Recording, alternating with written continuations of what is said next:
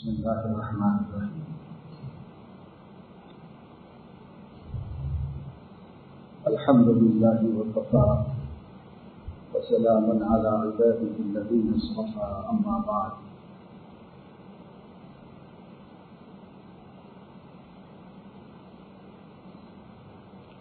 قال النبی صلی اللہ علیہ وسلم ذاك شهر يغفل الناس عنه بين رجب ورمضان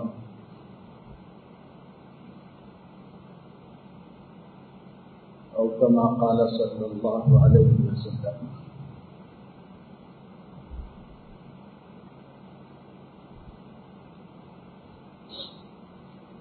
رجب کا مہینہ ختم ہوا اور شعبان المعظم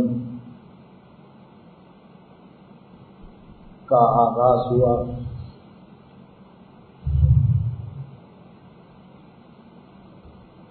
یہ مہینہ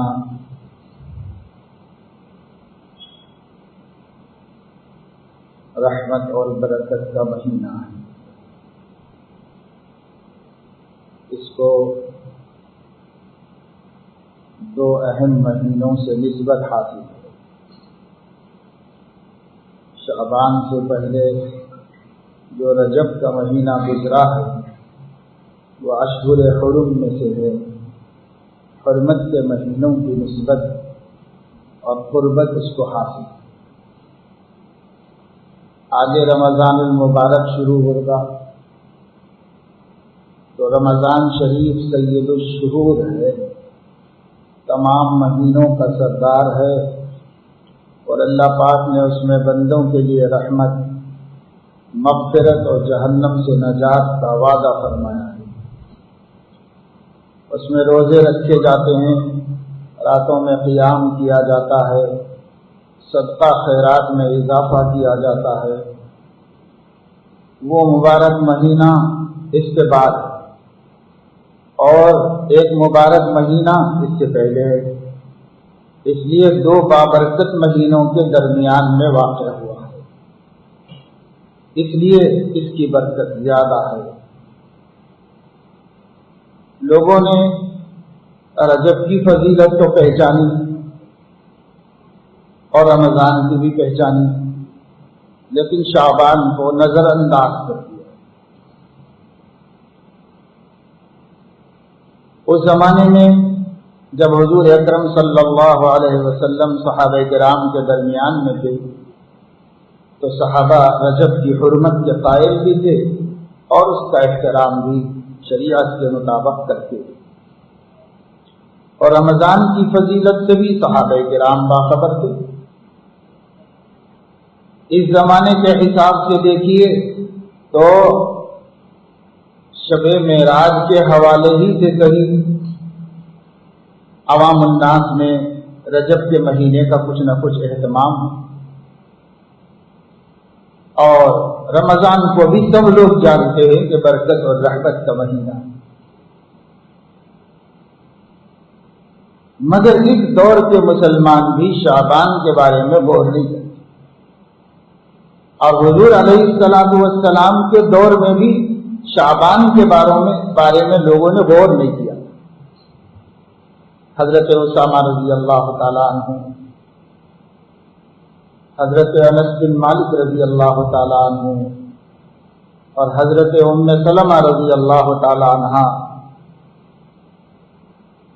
سے حدیث کی کتابوں میں آپ صلی اللہ علیہ وسلم کا یہ معمول ملتا ہے کہ آپ شعبان میں بکثرت روزے رکھتے. حضرت عائشہ رضی اللہ تعالیٰ عنہ تو فرماتی ہیں 2 مہینے مسلسل حضور کو روزے رکھتے ہوئے ہم نے نہیں دیکھا سوائے شعبان اور رمضان. اور حضرت ام سلمہ رضی اللہ تعالیٰ عنہ فرماتی ہیں شعبان کے اکثر دنوں میں حضور علیہ السلام روزہ رکھتے.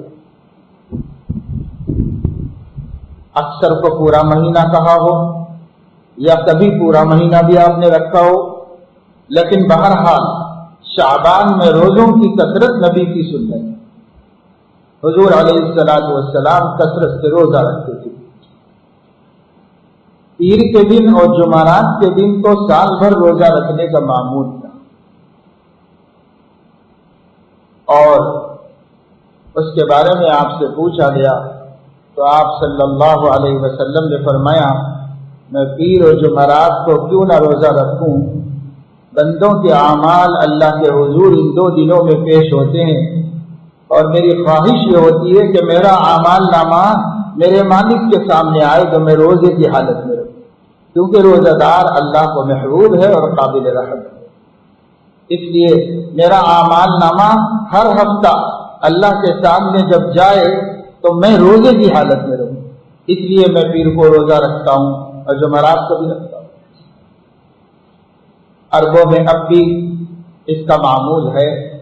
جو دین پسند اور قدیم روایات کے عرب ہیں اب بھی جمعرات اور پیر کو اہتمام سے روزہ رکھتے. جو لوگ حج عمرہ پر گئے ہیں انہوں نے دیکھا بھی ہوگا کہ پیر جمعرات کو باقاعدہ حرمین شریفین کی مسجد میں سینکڑوں روزے داروں کی طرف سے بے حساب روزہ کھلانے کا انتظام ہوتا ہے.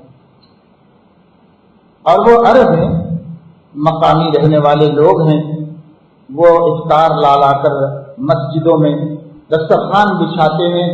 آنے والے روزے دار ہو یا نہ ہو سب کو روزے دار سمجھ کر پکڑ کے بٹھاتے ہیں اور سب کو کھلاتے ہیں، کیونکہ ان کا اپنا معمول ہے روزہ رکھنے. اور حضور علیہ السلام کی سنت جو عام طور سے ہمارے علاقوں میں مقبول ہو گئی، ختم ہو. پیر کو روزہ رکھنا اور جمعرات کو روزہ رکھنا یہ حضور علیہ السلام کی سنت ہے. لوگوں نے پوچھا کہ آپ اس کا اہتمام کیوں کرتے ہیں؟ تو آپ نے یوں ارشاد فرمایا کہ ان دو دنوں میں بندوں کے اعمال اللہ کے حضور میں پیش کیے جاتے ہیں. میری آرزو یہ ہے کہ جب بھی میرا اعمال نامہ اللہ کے سامنے جائے تو میں روزے سے ہوں. اور شعبان کے روزے کے بارے میں پوچھا کہ آپ اتنے اہتمام سے روزے نہیں رکھتے دوسرے مہینوں میں جتنے اہتمام سے شعبان کے مہینے میں رکھتے، کثرت سے روزہ رکھتے. تو آپ صلی اللہ علیہ وسلم نے فرمایا بات دراصل یہ ہے کہ شعبان ایک مبارک مہینہ ہے اور رجب اور رمضان کے بیچ میں ہے، لیکن ذاک کا شہر یغفل الناس عنہ، اتنا قیمتی مہینہ ہے اور لوگ اس سے غفلت میں. اور میں اپنے عمل سے تمہاری غفلت دور کرنا چاہتا ہوں اور بتانا چاہتا ہوں کہ یہ مہینہ غفلت سے گزارنے کا نہیں، یہ مہینہ بہت اہتمام سے اور بڑی عبادت کے ساتھ اور اللہ تعالیٰ کے لیے روزے رکھ کر نمازیں پڑھ کر دعائیں کر کے گزارنے کا مہینہ ہے. لیکن آپ دیکھیے آج ہمارے سماج میں بھی شعبان کے مہینے کی کوئی اہمیت نہیں. کتنے مسلمان ایسے ہوں گے جن کو شعبان کا مہینہ شروع ہو جانے کی خبر بھی نہیں ہوئی. وہ تو اپنا جنوری فروری کے چکر میں ہیں، تو بھی کہتے اپریل کا مہینہ چل رہا ہے، مئی کا مہینہ آئے گا، رمضان شریف شروع ہوگا، پھر بھی کچھ رمضان کا انتظار ہے. لیکن وہ اپریل میں ہیں تو ان کو کیسے پتا چلے کہ شعبان بھی کوئی مہینہ ہے؟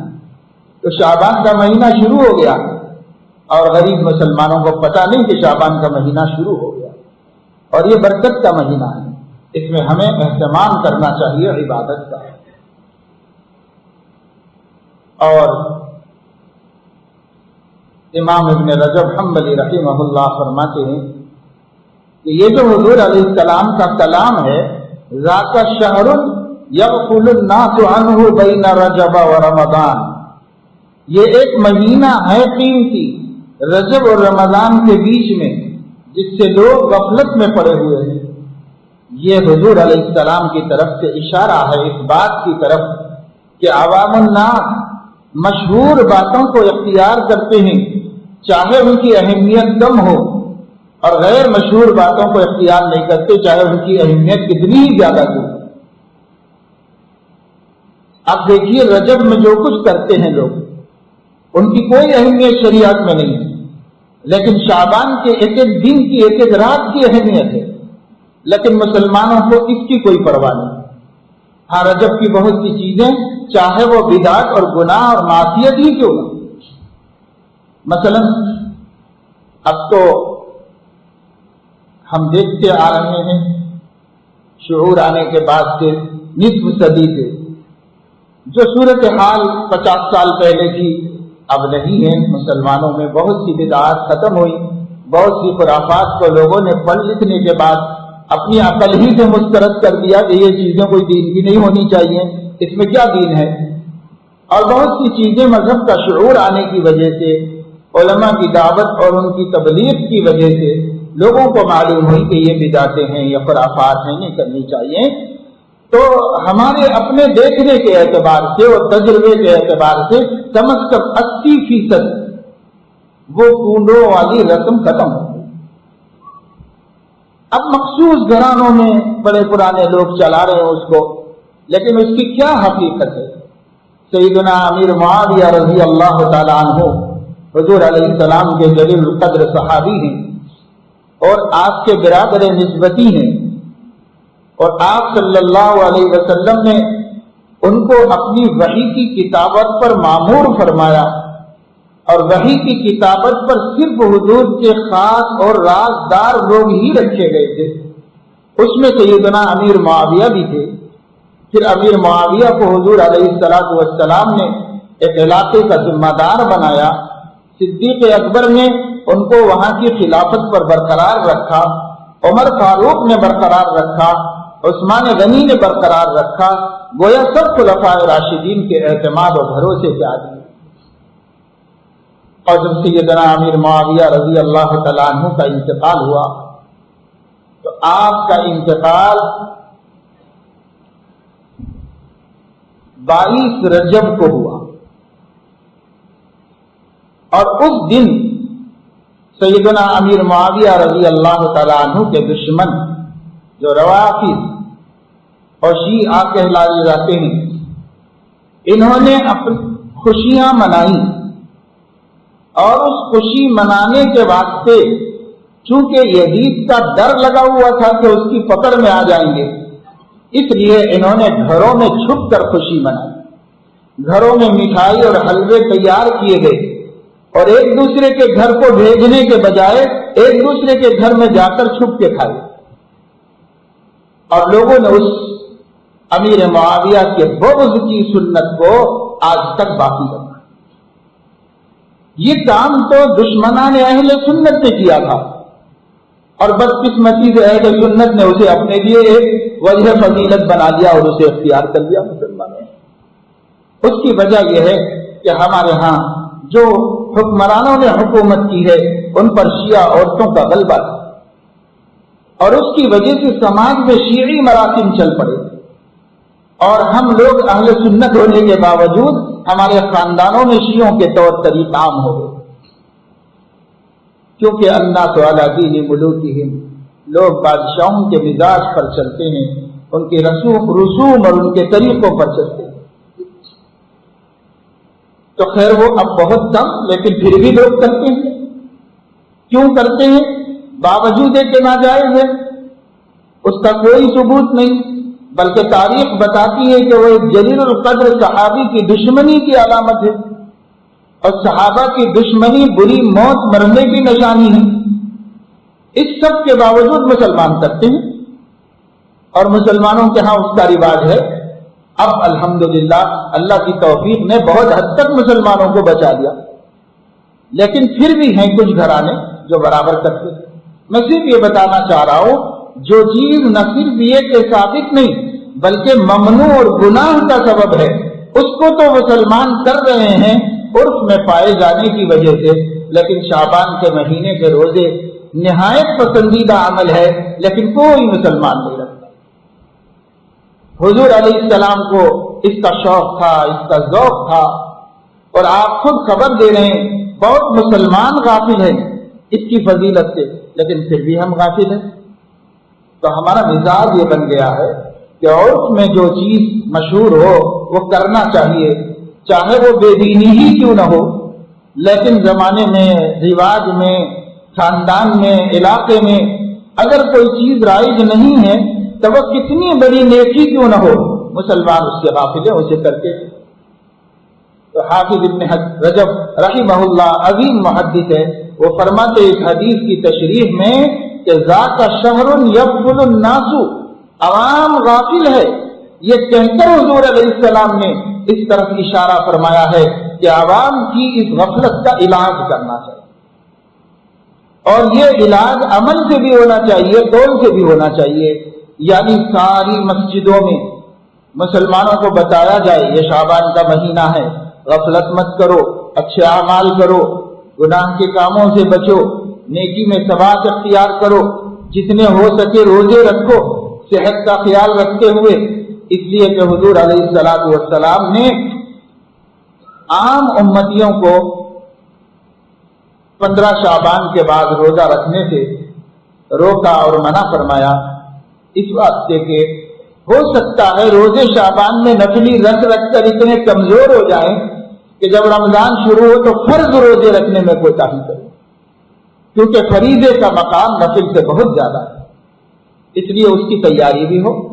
چنانچہ حضور اکرم صلی اللہ تعالی علیہ وسلم نے فتح مکہ کے موقع پر، جبکہ وہ رمضان مبارک کا زمانہ تھا، صحابہ روزے سے تھے، آپ نے روزے ان کے کھلوا دیے اور فرمایا جہاد اس وقت میں روزہ رکھنے سے افضل عمل ہے، لہذا اس میں کمزوری ہو جائے گی، روزہ چھوڑ دو، یہ بعد میں بھی رکھا جا سکتا ہے، لیکن جہاد افضل عمل ہے، اس کو اختیار کرو۔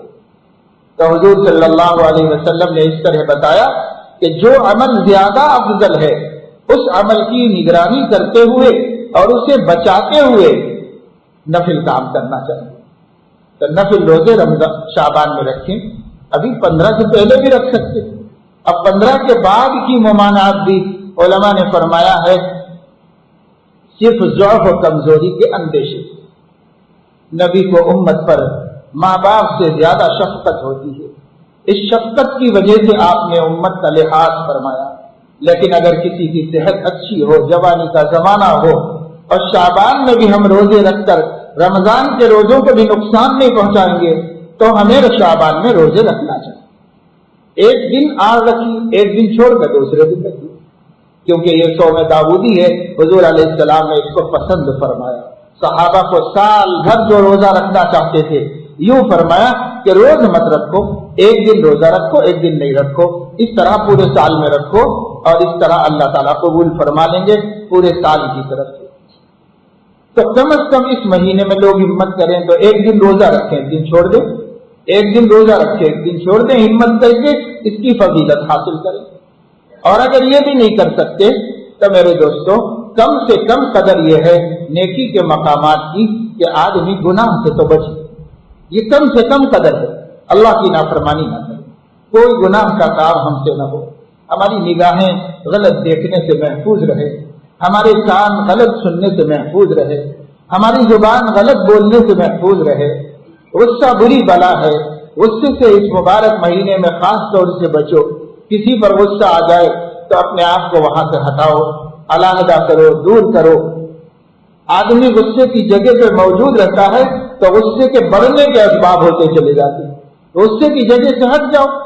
اپنا چھوٹا ہے تو اس کو ہٹا دو کہ آپ اس وقت چلے جائیے، میں بعد میں بات کروں گا، ہٹا دو۔ اور اگر وہ ہم سے بڑا ہے یا ضد کرنے کا اندیشہ ہے، ہم ہٹ جائے، ہمارا ہٹنا تو ہمارے ہاتھ میں، ہم وہاں سے نکل جائے، دوسرے کمرے میں چلے جائے، باہر چلے جائے، کسی اور کام میں مشغول ہو جائے، جگہ بدلتے ہی اور جس پر غصہ آیا ہے اس کے پاس سے ہٹ کے ہی غصہ ختم ہو جائے۔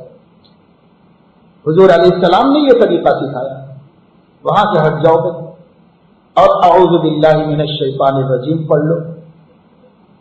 ایک شخص غصے میں تھا اور اس کے منہ سے جھاگ گر رہا، سامنے والے سے بدلہ نہیں لے پا رہا تھا تو اپنا غصہ اپنے اندر پک رہا تھا اور منہ سے جھاگ نکل رہا تھا۔ حضور نے اس کی بے بسی دیکھی تو ارشاد فرمایا، میں ایک ایسا کلمہ جانتا ہوں کہ اگر یہ شخص اس وقت کہہ لے تو اس کا غصہ ٹھنڈا ہو جائے۔ آپ صلی اللہ علیہ وسلم سے صحابی نے پوچھا، آپ بتائیے میں اس کو سنا کے آتا ہوں۔ آپ نے فرمایا وہ یوں کہتے، لا حول ولا قوت الا باللہ العلی العظیم، اس کا سارا غصہ ٹھنڈا پڑ جائے۔ انہوں نے جا کر اس شخص سے کہا مگر اس شخص نے نہیں پڑھا، تو وہ اپنے غصے کی آگ میں جل رہا۔ حضور نے فرمایا اگر پڑھ لیتا اس کا غصہ فوراً اتر جاتا۔ یہ نبی کی خبر ہے، آپ بھی اس پر یقین کر کے جب غصہ آئے، بیوی پر، بچوں پر، نوکر پر، گھر والوں پر، چھوٹوں پر، بڑوں پر، کسی پر بھی غصہ آئے تو اس پر یقین کر کے پڑھ لیجیے لا حول ولا قوت الا باللہ العلی العظیم، ٹھنڈے ہو جائے۔ کیوں؟ اس واسطے کہ غصہ نام ہے خون کے کھولنے کا۔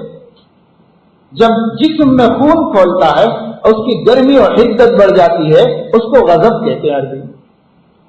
اب جب آپ لا حول پڑھیں گے تو گویا اس پر پانی چھڑک دیں گے تو وہ ٹھنڈا پڑ جائے، اور یہ کیفیت انسان کی بے قابو نہیں رہے گی، ہاتھ میں آ جائے گی۔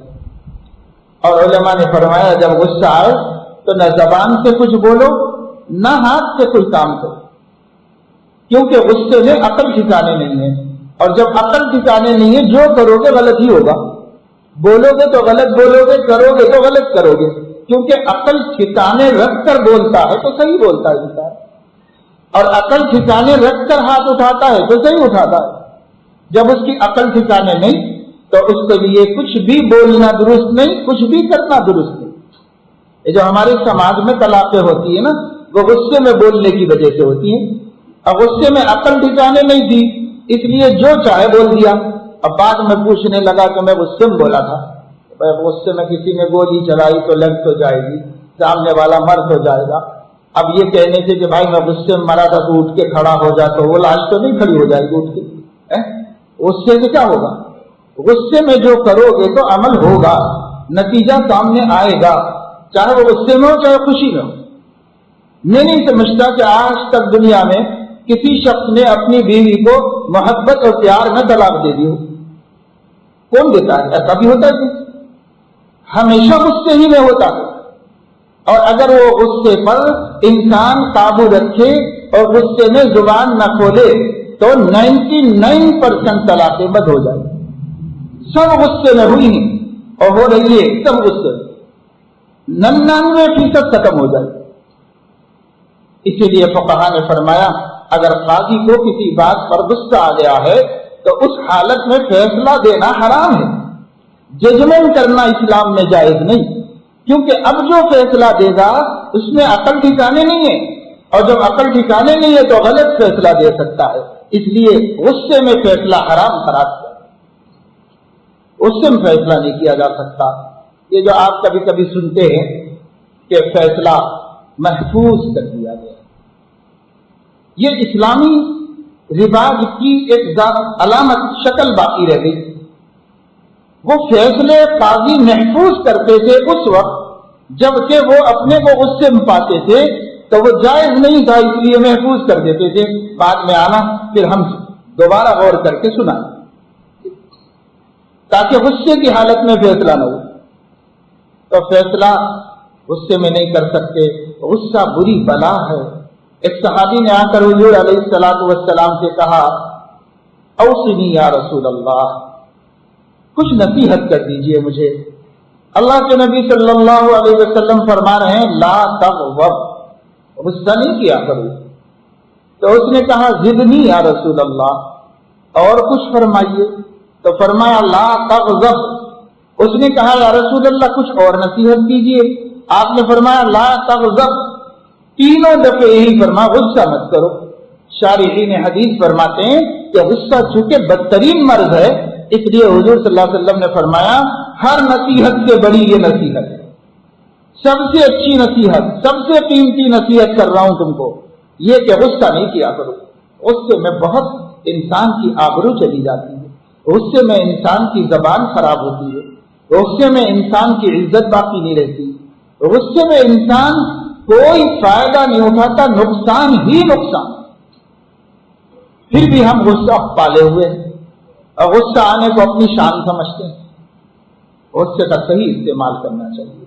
جب انسان کے مزاج کے خلاف غصہ آئے تو آنا ہی چاہیے، وہ فطرت ہے۔ سیدنا امام شافعی رحمہ اللہ نے فرمایا جس کو غصہ نہیں آتا وہ گدھا ہے، گدھا ہے وہ جس کو غصہ نہیں آتا۔ کیوں؟ اس لیے کہ انسان ہے تو احساس ہے، اور احساس اچھی بری چیز میں فرق کرتا ہے. اس لیے غصہ آئے گا انسان کو، آنا ہی چاہیے، لیکن آپ غصے کا استعمال نہ کریں. یہ انسانیت ہے. غصے کا استعمال نہ کریں. کتنا بھی غصہ آئے اپنے کو قابو میں رکھے. سیدنا زین العابدین رحمہ اللہ بہت بڑے اللہ والے بزرگ گزرے ہیں، اہل بیت اطہار میں سے ہیں، ہمارے نبی صلی اللہ علیہ وسلم کی پیاری اولاد میں سے ہیں. حضرت حسن رضی اللہ تعالی عنہ کے پوترے ہیں. حضرت زین العابدین رحمہ اللہ کی ایک باندھی تھی. مہمان آئے ہوئے تھے، انہوں نے کھانا منگایا گھر میں سے، تو باندھی گرم شوربہ پیالے میں لے کر آئی. ان کے گود میں ان کا بچہ تھا، وہ اس کو رکھ نہیں سکی ڈھنگ سے اور ہاتھ سے چھوڑ دی گرم ہونے کے لیے. اس کا بڑا حصہ ان کے بچے پر گرا، جس سے بچہ جھلس گیا. ظاہر ہے ایسے موقع پر اپنے پیسوں سے خریدی ہوئی باندھی کی کیا حیثیت ہوتی ہے گھر میں. اور سیدنا زین العابدین کو بہت غصہ آیا اس کے اوپر. انہوں نے نہایت ہی غصے کی نگاہ سے اس کی طرف دیکھا. اس نے اپنی خیر نہیں محسوس کی کہ اب میرا کیا ہوگا، اتنا بڑا حادثہ میرے سے ہو گیا ہے. تو وہ اہل بیت کے گھرانے کی باندھی تھی، اس کو قرآن معلوم تھا، دین معلوم تھا. اس نے فوراً قرآن کی ایک آیت پڑھی، والکاظمین الغیظ، اللہ کے خاص بندے غصے کو پی جاتے ہیں. غصہ آتا ہے پی جاتے ہیں. کظم عربی زبان کا لفظ ہے اور اس کے معنی ہے زبردستی گھونٹ کو اندر اتارنا. محض پینے کو شرب کہتے ہیں، اور زبردستی کسی گھونٹ کو اندر اتارنا حلق میں اس کو کظم کہتے ہیں. غصہ پینے کو عربی میں شرب نہیں کہا جاتا، غصہ پینا نہیں کہا جاتا. غصے کے گرم گھونٹ زبردستی اتارنا آسان کام نہیں، مگر کرنا. والکاظمین الغیظ، اللہ کے خاص بندے غصہ پی جاتے ہیں.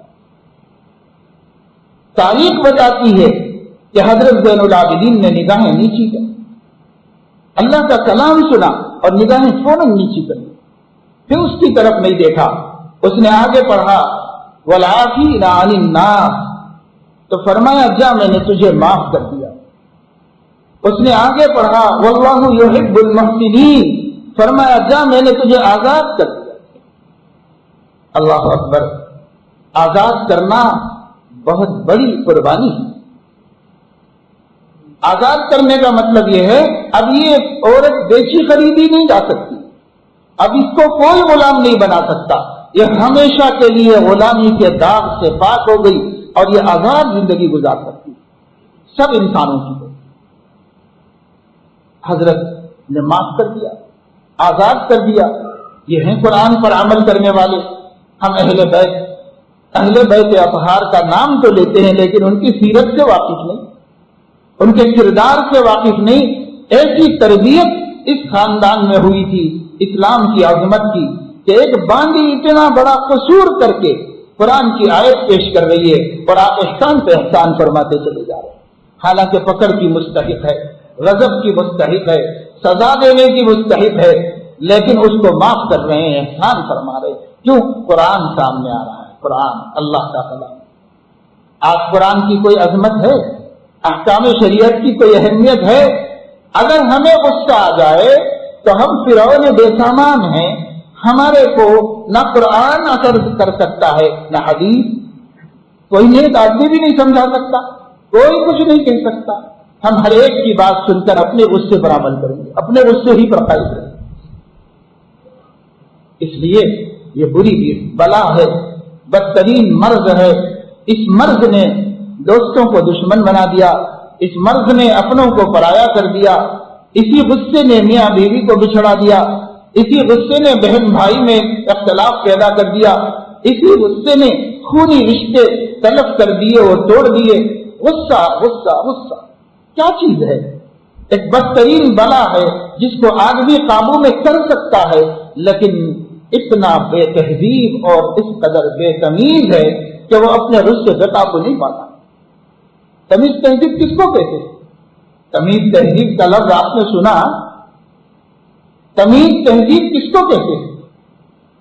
تمیز کے معنی ہے بھلے برے میں فرق کرنا، تہذیب کے معنی ہے اپنے کو سنوارنا اور خوبصورت بنانا، بری صفتوں کو نکال کر اچھی صفتوں کو سجا کر اپنے کو سنوارنے کا نام تہذیب ہے۔ ہم کہتے بڑے بہت مہذب لوگ ہیں، کائے مہذب لوگ ہیں؟ اگر غصے پہ قابو نہیں تو کون سی تہذیب آئی ہے ان کو؟ اگر یہ زبان صحیح نہیں استعمال کرتے تو کون سی تہذیب ان کے پاس ہے؟ اچھا پہن لینے اور ٹیپ ٹاپ سے رہنے کو مہذب لوگ کہا جاتا ہے؟ جی نہیں، مہذب کہتے ہیں جن میں خلق محمدی ہو اور صفات حسنہ ہو اور انسانیت کا احترام ہو اور اپنے آپ پر کنٹرول ہو اور نفس اس کے ہاتھ میں ہو، وہ نفس کے ہاتھ میں نہ ہو، اس کو مہذب انسان کہتے ہیں، کیونکہ اس کی تہذیب ہوئی ہے، وہ سنوارا گیا ہے۔ سنوارا گیا الگ ہے، باتیں بنانے کو، اٹکنے مٹکنے کو تہذیب نہیں کہتے، یہ تو دور حاضر کی تہذیب ہے، یہ اس زمانے کی تہذیب ہے، حقیقی تہذیب نہیں۔ اس لیے آپ اس مہینے کے اندر اپنے گھروں میں اس کا مذاکرہ کیجیے، بچوں سے کہیے، بیوی سے کہیے، دیکھو بیٹا مبارک دن گزر رہے ہیں، ہماری حالت بدلنی چاہیے، ہم پہلے سے جیسے ہیں اس سے اچھے بن جائیں، اللہ اچھا دیکھنا چاہتا ہے ہمیں، ہم اچھے بنیں گے، ہم اپنے اعمال کو درست کریں گے، اخلاق کو درست کریں گے۔ دیکھو بیٹا ایک دوسرے پہ ظلم نہ کرو، کوئی بھائی بہن پر، بہن بھائی پر ہاتھ نہ اٹھائے، گھر میں سب لوگ اللہ سے ڈرو، اپنے نبی کے طریقے پر جیو، محبت کو عام کرو، نفرت سے بچو، دلوں میں کینہ نہیں ہونا چاہیے، یہ گھر میں عام مذاکرہ کریے۔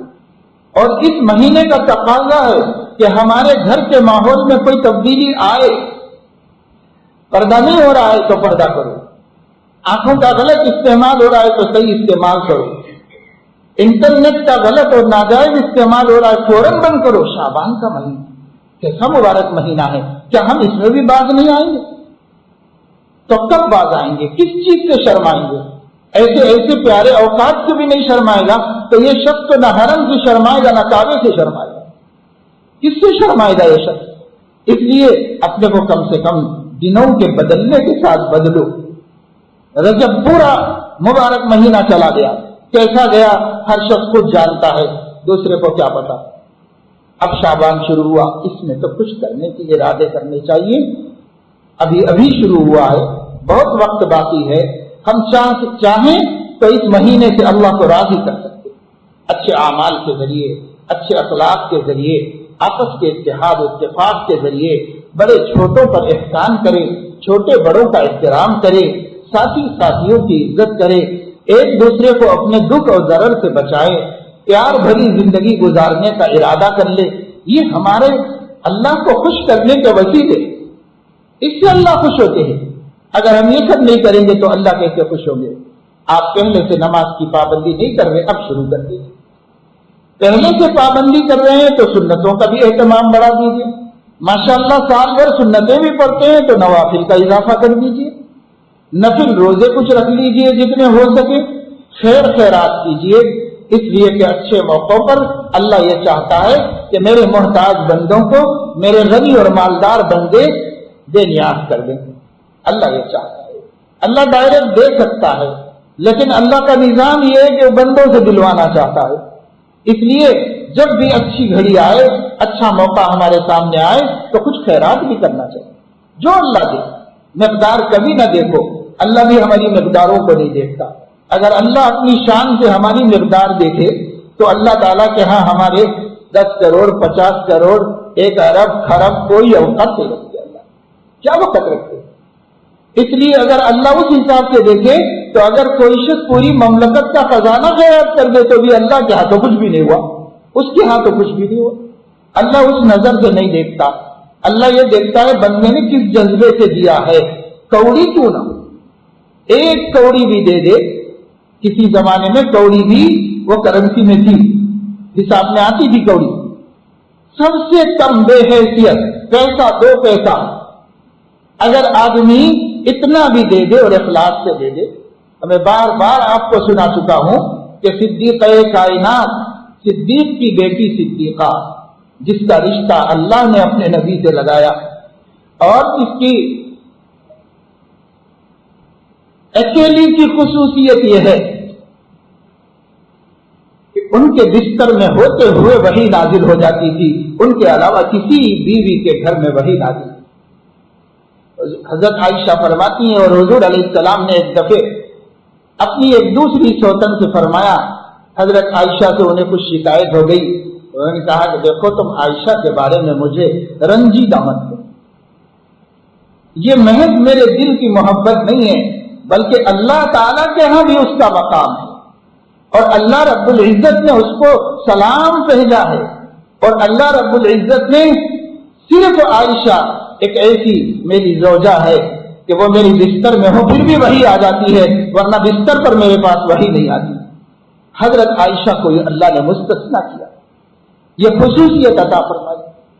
ایسی صدیقہ عائشہ رضی اللہ تعالیٰ عنہا ہیں، اتنی بڑی جلیل القدر صحابیہ، ام المومنین، اللہ تعالیٰ کی محبوب اور پسندیدہ بندی، اللہ تعالیٰ نے ان کو ایک خاص مقام عطا فرمایا۔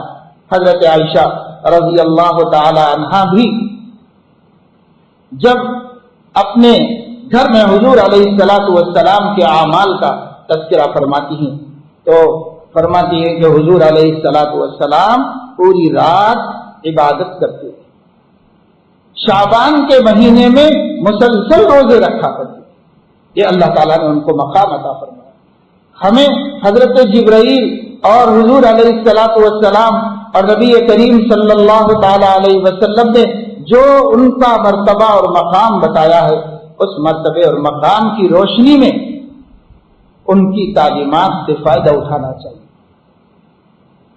مختصر بات یہ ہے کہ ابھی شعبان شروع ہوا ہے، ہم سب لوگ اس کا اہتمام کریں، ہمارے گھروں میں اپنے بچیوں کی تربیت ہو، اپنے بچوں کی تربیت ہو، ایک دوسرے کو محبت سکھائیے، ایک دوسرے کو طور طریقہ سکھائیے، گھروں میں عبادات میں اضافہ کیجیے، قرآن مجید کی تلاوت میں اضافہ کیجیے، اور ماحول کو شعبان کے مناسب بنا دیجیے تاکہ اللہ ہم سے راضی ہو جائے، اور اللہ تبارک و تعالی شانہ دو جہاں میں ہمیں ذلت اور رسوائی سے بچائے۔ اور اسی کے ساتھ ساتھ آخری بات آپ لوگوں سے یہ کہنی کہ بچے، چھٹیوں کا موسم ہے، اپنے بچوں کی بہتر تربیت کا نظام بنا لیجیے۔ 10 مہینے اس پیٹ کے مسئلے کو حل کرانے کے لیے بچوں کو اسکولوں میں جھونک کے رکھتے ہیں، چاہے وہ کچھ بھی بنے، کم سے کم یہ چھٹی کے 2 مہینے ہیں، گرما کی تعطیلات میں، اس میں بھی خدا جانے کتنے اسپیشل کلاسز لگا دیے گئے ہیں، اور کتنے لوگوں نے ٹیوشن کا انتظام کیا ہوا ہے، اور کتنے لوگوں نے اس کے اندر خاندانوں میں ملاقاتوں کے پروگرام بنائے ہوئے ہیں، پکنک اور تفریح کو جانے کے نظام بنائے ہوئے ہیں۔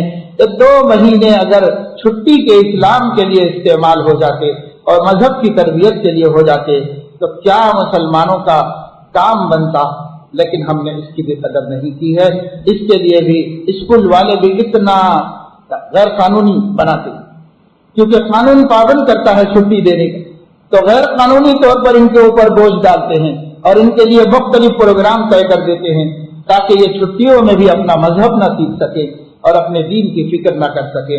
اگر ایسا ہی ہوگا تو خدا نخواستہ ہمارے بچے آگے چل کر کیا معلوم کہ کن عقائد پر جئیں گے اور دہریے بنیں گے کہ مسلمان رہیں گے، اللہ رسول سے محبت ہوگی کہ ان سے عداوت ہوگی، ہم نہیں کہہ سکتے۔ ہمارے سامنے جو حالات ہیں وہ بہت برے حالات ہیں۔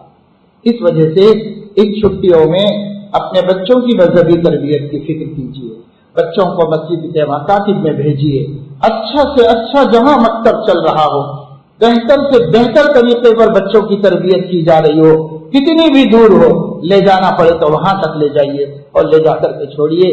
کیا یہ اپنی اولاد کو جہنم کا ایندھن بنتا ہوا دیکھنا گوارا کر سکتے ہیں؟ ہم اپنی فکر کیجئے، جو بڑے بوڑھے لوگ ہیں اپنے نواسوں نواسیوں اپنے پوتروں پوتریوں کی فکر کیجئے، ان سے آنکھیں تو ٹھنڈی کر رہے ہیں، اللہ کی نعمتوں کو دیکھ کر بڑھاپے کی غموں کو غلط کر رہے ہیں، لیکن کیا ان کی آخرت کے لیے بھی کچھ سوچ رہے ہیں؟ ان کی آخرت کے لیے کچھ نہیں سوچتے۔ اس لیے اس کی جانب دھیان و توجہ دے، فکر کرے۔ اللہ تعالی ہم سب کو اپنی اولاد کی حفاظت کرنے کی توفیق عطا فرمائے اور ان کی صحیح اسلامی تربیت کر کے اللہ رسول کا عاشق بنانے کی توفیق عطا فرمائے۔ وآخر دعوانا